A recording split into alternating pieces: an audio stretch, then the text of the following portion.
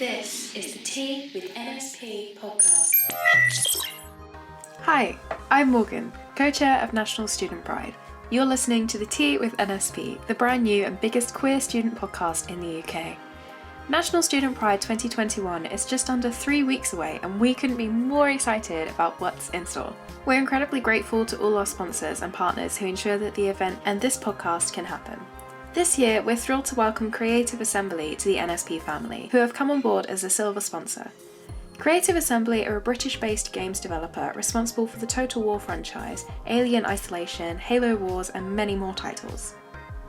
If you have a passion for gaming, you'll be able to talk to them at our careers fair on the Friday of 23rd of April, as well as take part in a very special session they will be running.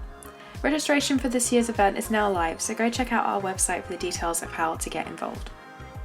This week, we're joined by Drag Race's Vinegar Strokes. She talks to us about musicals, race within the LGBTQ+ community, starting in drag and working class communities. Listen in at the end of this episode to find out which queer Britain star is chatting with us next week. Cute, I'm out now. Enjoy the episode. Hi there, and welcome to the brand new Student Pride podcast called The Tea with NSP. My name's David, and usually we would have Reese or Morgan, but this week we've just got me because Boris Johnson's ruined everything. And we also have the fantastic Vinegar Strokes. Welcome to the podcast, Vinegar. Hello, my love. How are you? I'm very well. But I guess kind of first question I wanted to ask Vinegar was, I was going to say this time last year, but it's not, but maybe a year and a half ago when you were the one that was coming out with all these like new queens. Like, what was that week like where you got announced Vinegar Strokes is going to be on RuPaul's Drag Race season 1, and everybody kind of lost their shit? Yeah. So just for context, so we filmed our season back in March 2019, and we were announced in August. Actually, on my birthday, we were announced on the 21st of August. If anyone wants to send me any presents, the 21st of August.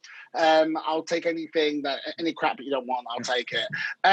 So that was our kind of time. So it was a summertime. So it was nice and hot, and it was just obviously we could all touch each other and hug people and that kind of stuff and have sex and whatnot, which is great. And now we can't. So when that actually happened, obviously between say the time you get eliminated to the time you're announced, you literally have to carry this massive burden of a secret on your shoulders. And bear in mind, at the same time, I was still doing, everybody's talking about Jamie, so I was still in the West End doing that. So I was like going back into work and being like, oh my God, I'm absolutely frazzled. And I felt a bit down actually after getting eliminated. I was like, I feel really down that I didn't get to do Snatch Game and do all these things that I wanted to do off the show, which I really liked. So I had I don't know, I felt very down for about 3 months, it felt like. And then obviously when you start to do like all the other promo stuff to get ready for the show to be released, you kind of go, okay, cool, this is amazing. You know, I'm very lucky to have got onto the first season. And yeah, when we got announced, it was just absolutely mental. I mean, even just from like, from looking at your followers on Instagram or Twitter, like on Instagram, I started off on that Wednesday, like 4,500 followers, which is a nice amount for someone who's completely unknown or whatever. And literally by the end of the day, I'd shot up to like 60 odd thousand, something like that. So it was just mad to see that there was so much engagement from not just the UK, but the world. It's a very insane moment because you are kind of legitimately being thrust into people's social media, and then you're getting thrust again into people's homes via their laptops or their TVs and that kind of stuff. So it's just a very strange kind of time to go, people know who I am. I'm not saying that, I'm famous, but people know who you are, and people are now hearing your name. They're putting a face to your name, or a name to your face, whatever. And you do kind of realize, okay, in the next kind of 6 to 8 weeks, my life is going to completely change. So I feel very lucky that I got on season 1 to do that. Obviously, season 2 is completely different because they've literally they were filming, they took a break because of COVID. Yeah. They've gone back, and literally it's like filming the show, and then they're being announced and the show's on. So it's like bang, bang, bang, whereas at least we had a nice bit of time to kind of relax and kind of get used to the change and that, because whereas season 2, they're just completely straight in there. You say about like being about Snatch Game. I was kind of saying I was like really looking forward to your Snatch Game, and like what is that like? Because I thought of you. I'm sorry if I'm just like throwing salt in the wind here, but like I thought of you as like one of the favourites going in. So I was like, oh, thank you. Like, No, that's so sweet. So I was like, I'm like so excited for Vinegar there. And then like, did you feel that when you left? Were you like, oh fuck, or was it like, I'm just happy to be there? Do you know what? It's a mix of stuff because I felt like, okay, I'm going in because again, like I can always say to people, when you go into something like Drag Race, even Bake Off or Sewing Bee or these kind of reality competition shows, you go in with the amount of knowledge and skill set that you have at the time. So a lot of people say, oh, a lot of people see like what I'm wearing now or how my makeup is now, how my wigs are now. Why wasn't your makeup like that on the show? Why won't your clothes like that on the show? It's like you can't create something that you're not there yet. Do you know what I mean? I wasn't at the where I was with Vinegar right now at that time, but I went in with what I knew at the time. And actually I thought what I went in with was quite strong for the amount of time I've been doing it, the amount of times I've actually been doing drag, like professionally, gigs and that kind of stuff. So yeah, I thought I went in quite strong with what I knew. But obviously with the competition being so strong and whatnot, you know, everyone had their strengths and the weaknesses. For me, I never said that I was a makeup queen, never said I was a fashion queen. I never intended to sell that. My thing is entertainment, straight up. So I sing, I do comedy, I talk bollocks, and that's my thing, you know. And I think at the time I was like, you know, if I could change one thing, yeah, sure, I would love to have gone in with better clothes or better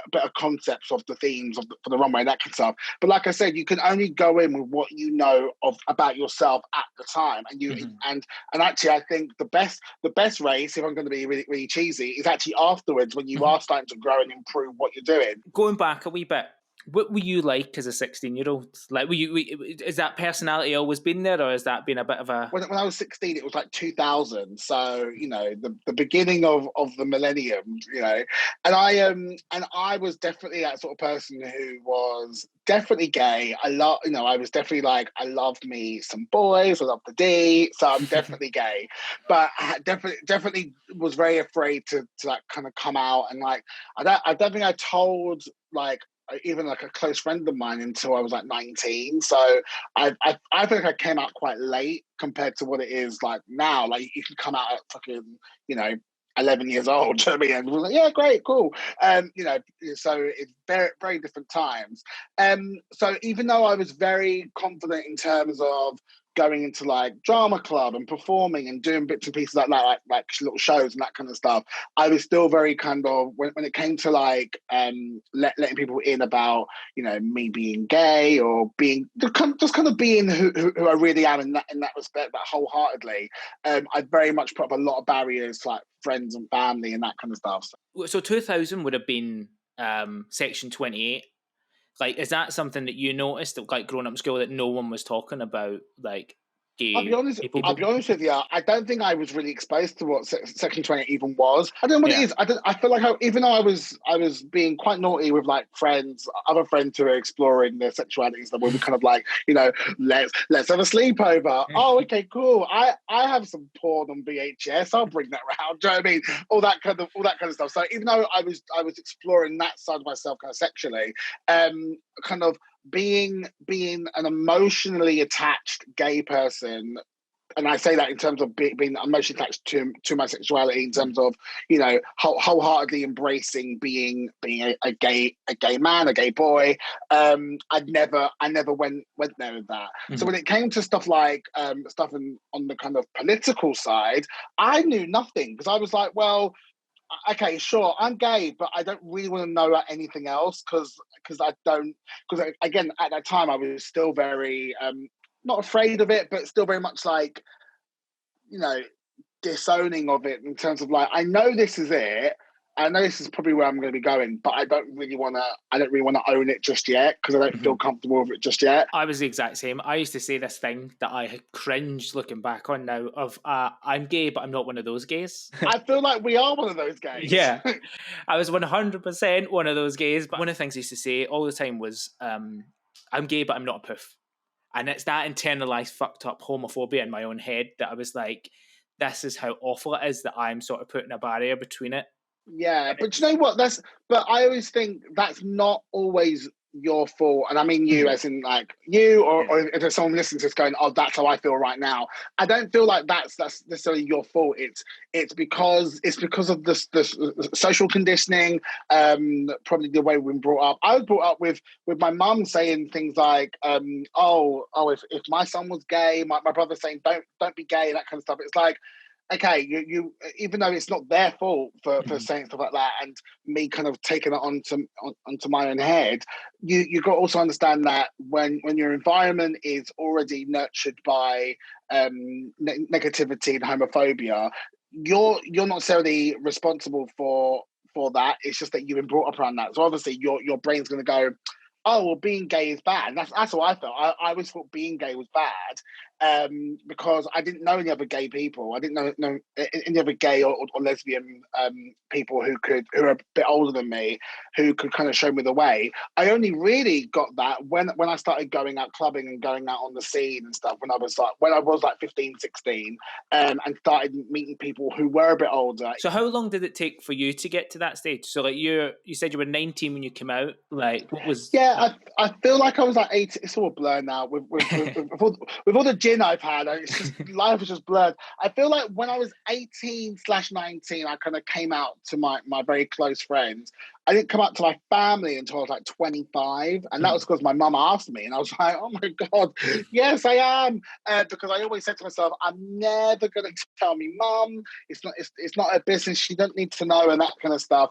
And it wasn't until she asked me, and parents always know. Do you know what I mean? Parents always know. So yeah, that was like quite late. Felt like actually from 25 onwards, that's when I kind of felt, okay, I'm on the path to being really comfortable with myself.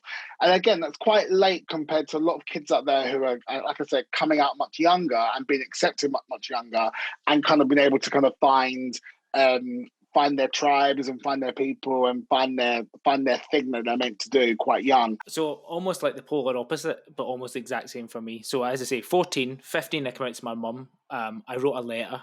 How tragic. Oh, no, that's cute. And so I wrote the letter, and she used to work night shift, so I left it and went to school, and so she got home and then fallen asleep, and she woke up, and so I came out there. I was 15 when I came out to her, and then, but I don't think I was there for a long time. Like she was accepting to a point, but like the acceptance was purely myself, and that I don't think that probably came until I was about 23, 24, of like, actually I'm not there. I'm there for other people, but I'm not there myself. And I think that's not really unusual. I think everyone who is, whether you're gay, straight, whatever you are, I think everyone has trouble accepting themselves until they're in their mid-20s, regardless of sexuality or gender, whatever. Just accepting that you might be, I don't know, a size 18 as opposed to a size 12, accepting that, but like, this is actually quite sexy, actually. Do you know what I mean? I think, stop accepting your ginger instead of being a blonde, whatever. I feel like, a lot of people have, takes them a long time just to accept who they are anyway. So, yeah, but I think when you layer it with being part of the community, it's interesting. It's an interesting kind of place to be, because on one hand it's amazing, and it's a gorgeous kind of community to be part of. But then on the flip side of that, there is the kind of the darker edge to it, where we can be quite brutal to each other, especially now. Because I didn't grow up in the age of social media where you literally lived on your phones. Whereas now young people who are coming out and finding themselves, they're literally exposed to everything on Twitter and Instagram and that kind of stuff. And I don't know, sometimes I feel like we put so much emphasis on the visual side of what a gay man should look like. Just say with a ripped six pack, and they're the best bottom, they're the best top, this and that. And they make it all about the visual, make it all about sex and that kind of stuff. When actually it's not real. Like it's just it's just kind of that clickbait kind of thing where we're going to put this hot guy on here so you can click and look on that. But I do think sometimes you get someone who is quite young who might be impressionable, thinking, "Oh, I'm a 14-year-old gay boy, and when I'm 20, I need to look like this," and that's not the way it should be. So, one of the questions I was going to ask actually is, being a person of colour within this community as well, like.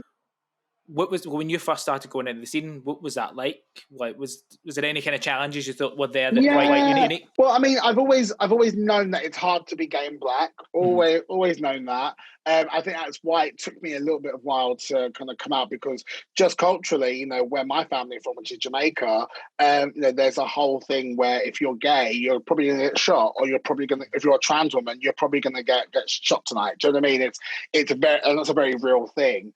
Not saying that, you know, being that I'm from North London and being like, okay, I'm gay and black, you know, that's going to necessarily happen to me, but I still can feel that struggle from people of color who are queer, who might have those very, very real and very genuine fears, you know.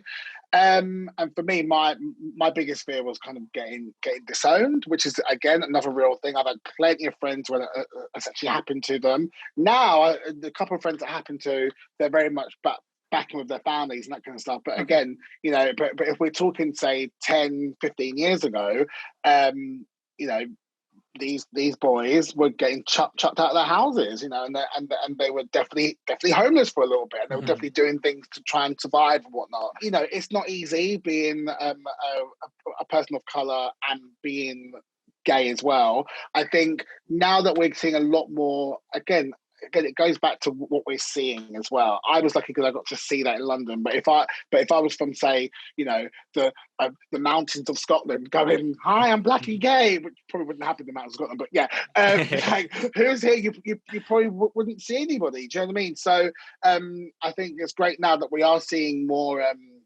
queer people of colour on telly, on radio.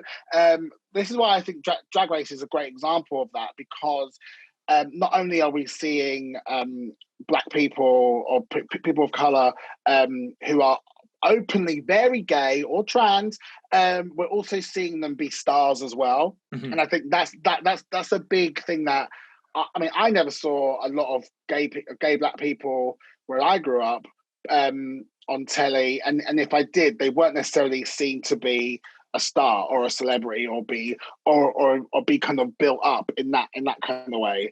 I think it's so important, like, just having, not to kiss your arse a wee bit, but like just have someone like yourself. Oh, go for it. It's been a long time. Go for it. It's been a bad lockdown.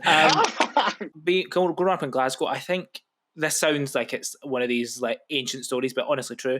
There was 2 people of colour at our entire school, and that was it. Like, I grew up with almost nobody there. Like, and then we see it on TV when you're like gay, and then when you look in like places like Soho, it's almost like whitewashed completely when you walk down the street, and every single person is white.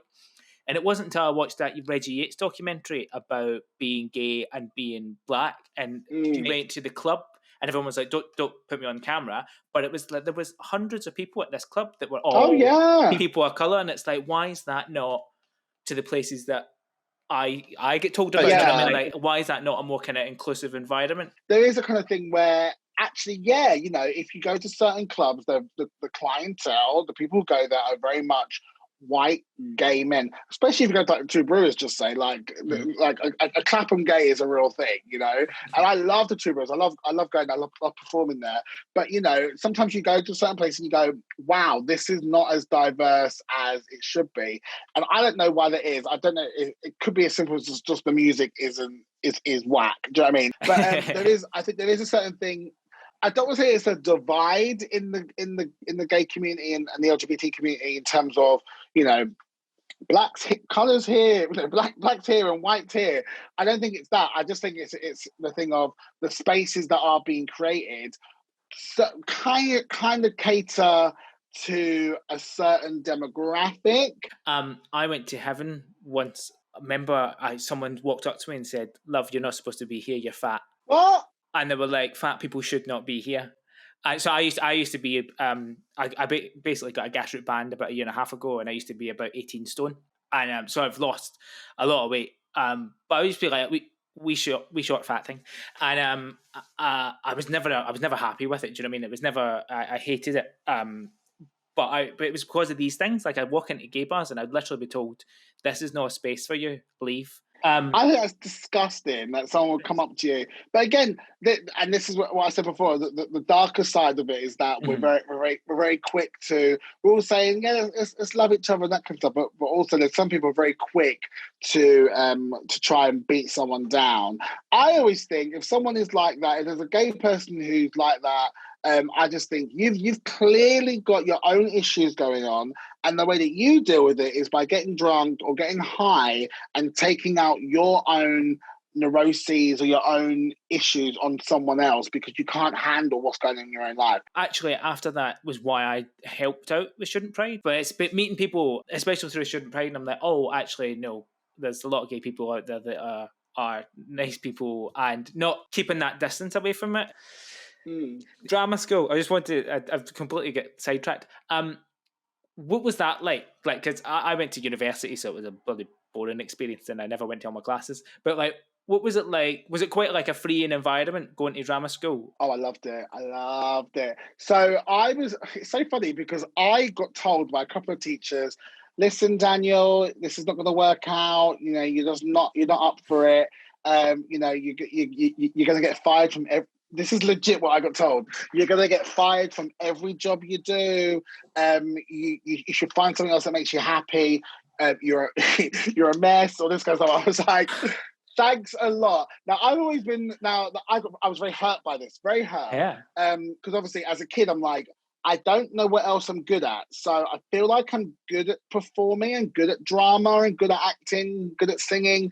So I'll just do this. This will be it. And obviously again, that's another thing in your 20s and being a Leo, very, very indecisive. I'm like, I don't know what else I would do. So what I'm always good at doing is that even if I know that something's probably not going right, I stick with it for as long as I can until I'm like, let's just call it a day. And I was very upset, very depressed. I was like, oh my God, like, what the hell am I going to do? Like, I'm awful. Like, I literally believe I'm an awful performer, awful actor. But I said, no, I'm going to stick with this. It's a few more months to go. I'm just going to stick with it because I don't know what else to do and just see what happens. Funny enough, out of 30 people in my class, I'm maybe one of 5 people who are working. And who's actually got a name now?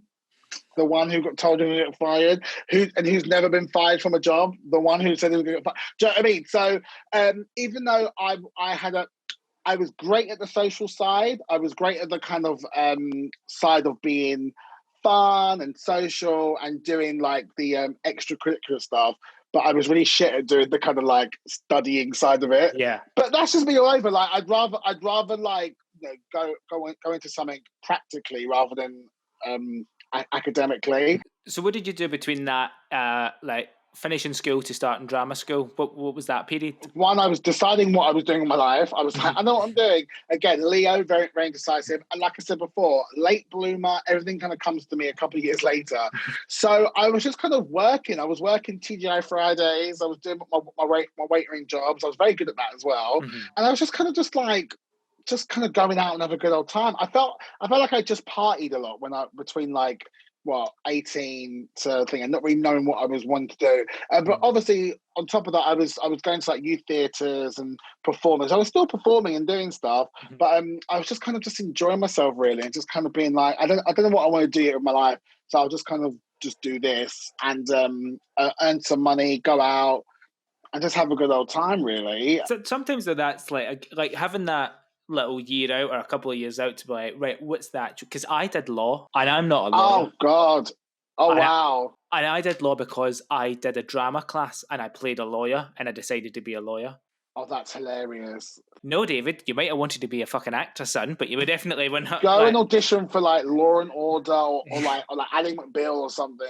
I would always wish I'd had that little bit of time longer because I'm a big politics geek. So I went back and did a master's in politics afterwards. But yeah, I always think it's such a good thing for people to take a couple of years out. Yeah, I mean, the only thing I wish I did was that I travel. I didn't go anywhere. That's the thing. Like I felt like I'm working all these hours and making all this money, but I'm not doing anything with it. So yes, I wish I did that, but I just think, there's no rush to go to uni, especially now when it's like, Mhm. if I was at uni now, I'd be like, cut the course. I'm not doing it. I'll go and do hairdressing or like a trade, because I feel Mhm. like, how can you study being a doctor over Zoom? Having that type, like I remember, I used to have this idea that everything had to be rushed. We need to do it now. Like Yeah, I'm the guy at like 23 was like, why am I not doing my dream job? And yeah, it was yeah, like, but it took a long time to be like, it's fine, it's cool. You can just like you don't everything yeah. does need to be done. I guess we've not actually spoke about Vinegar Strokes. Who's Like, that? when did that begin? And was drag always a thing that you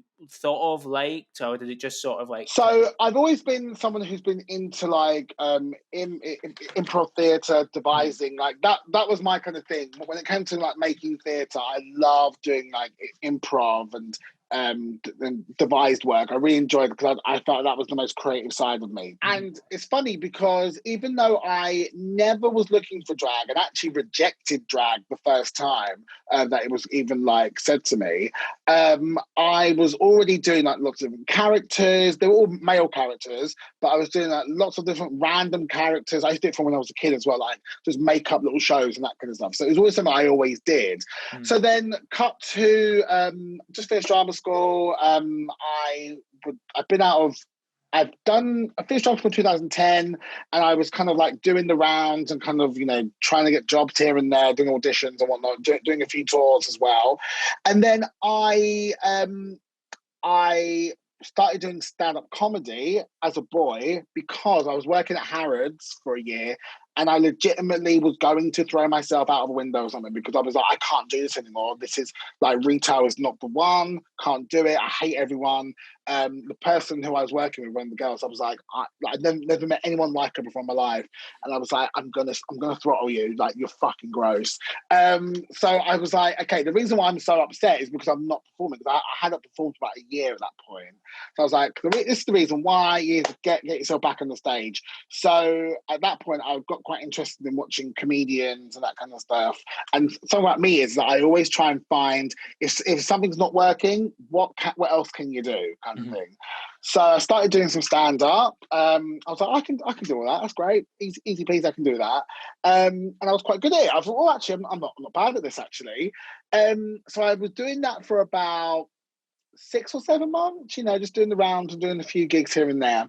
Then I get offered, a friend of mine, actually, the brother of Veronica Green, who's on season 2, he used to manage a bar in Farringdon, East London, and he goes to me, here, we're doing a Halloween night. Would you come down and do like a set for us? And I was like, yeah, sure. It was like, but it's a witch theme. It's American Horror Story Coven. It's that theme. Can you come dressed as a witch? I went, absolutely not. You're absolutely mental. At that time, Veronica Green had just started doing drag herself. She'd just been in Singapore for about a year and a half, and she'd just been kind of dabbling in drag out in Singapore. So she came back over, and I was like, Kevin, which is a real name, Kevin, I need help. He was like, all right, okay, right, well, all right, I'll help you out, don't worry. Then I did the performance, and I went, oh, this is how I feel right now, and it's good. The comedy is working. The lip sync, I lip synced as well for the first time. I was like, this is quite fun as well. Every time I don't do it now, but like, yeah, it all kind of works. I was like, okay, this feels like it could be something. So you did that, and then so was that quite consistent then? So from there, were you doing like jobs as a boy, and then the drag queen as well? Yeah, so the drag only really was a thing to put on the side of my acting work. I was doing drag, I was doing some bar work and waitering work, promo work as well. Like giving out leaflets in the morning, then dragging up in the evening, that kind of lifestyle. And then as and when like auditions were coming for me as a boy, I was doing that. So drag was only something I was kind of doing on the side because it was the one thing I was getting paid for. So so essentially I was doing the same kind of stand-up comedy set as a boy, but not getting paid for it. I would do the same jokes in a wig and I'll get paid for it. So I'm like, oh, this actually makes a lot of sense then. I just kind of had that moment of, here we go, like we're doing it, and yeah, 5 years later. So I was doing kind of on and off. Then it slowly kind of became something I was doing kind of full time. And then Jamie happened. And even before Jamie, actually, I was getting a lot of acting jobs through drag as well, which was great because obviously I want to act. And I'm not playing Vinegar Strokes. I'm playing actual like drag characters that are written, which is amazing. No word of a lie, I think Jamie's one of my top 2 or 3 musicals. Isn't it a great musical? It's great, isn't it? Adored it. Like, my mum's a single parent. I got that whole, like, I know I'm no a drag queen, but I got that whole single parent, scared of her kid leaving her type thing. Same as mine, yeah. I was just like, I loved it so much. So you went in at the very, very beginning. Were you like when it came to London, or? No, so I didn't do the Sheffield production. Yeah. I joined when it moved to London. Yeah, and funny enough, like I had no agent at the time because I just left my acting agent like 2 or 3 weeks before. And then another friend of mine, my friend Carly, who's an agent, like a kids agent, she'll randomly send me like a random brief. If it says black, she'll go like, "Here, read this." I'm like, "All right." So she sent me that, and I'd already heard of the show from Sheffield because obviously I like to keep up with the theatre news. So I already heard of the show, but I never went to see it. I'm like, I'm not going to go to Sheffield, can't be asked. So I'd heard of the show and said, "Oh, I know this show. I'm going to audition for it." Again, I had no agent, and it makes it quite difficult to audition for West End if you don't have an agent. So I literally badgered the casting director like every day. Phone calls, emails. I remember I called up a number I got for him. Turns out I called his agent and was like, "Hi, what was his name? Dan?" No, what his name was. "Hi, is Dan there? Will, that's his name. Is Will there?" "No, this is his agent." "Oh, can you tell Will that I've emailed him?"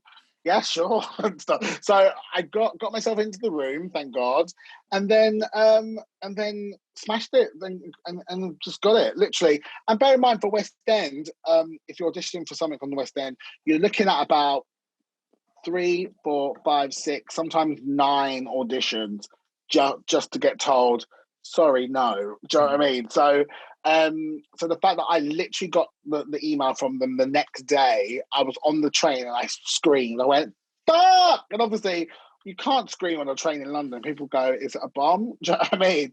So I was like, "I'm so sorry. I'm going to be on the West End," and no one cared. I was like, "Great, thank you." You know, it goes to show that dream I had when I was a kid, and obviously, I remember I was told, "Not going to work out for you, mate. You know, you're going to get fired from every job. It's not going to work out." And the fact that 10 years after drama school, I was able to, or however long it was, 8 years, whatever, I was able to then get onto a West End show because of drag, because I was like, "All right, I'll try it."